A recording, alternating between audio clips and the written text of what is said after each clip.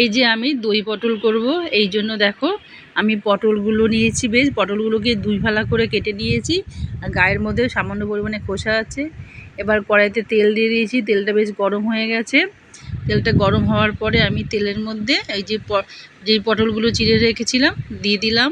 এবার অল্প পরিমাণে লবণ আর অল্প পরিমাণে হলুদ দিয়ে পটলগুলোকে একটু ভাজা ভাজা করছি। দেখো ওলট পালট করে একটু ভাজা ভাজা করে নিয়েছি, তাড়াহুড়ো করে ভাজা ভাজা করে একটু সময় দিয়ে ভাজা ভাজা করার পরে আমি আরেকটা প্লেটে কী নিচ্ছি, আরেকটা প্লেটে মশলা নিলাম, জিরের গুঁড়ো, ধনের গুঁড়ো, লবণ আর চিনি একবারে নিয়ে নিলাম।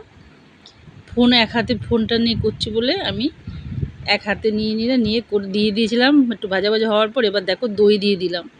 দই দিয়ে এটাকে বেশ ভালো করে মশলাটাকে বেশ ভালো করে নাড়াচাড়া করছি। নাড়াচাড়া করার পর হয়ে যখন গেল, তো ওই পটলগুলো আমি দিয়ে দিলাম।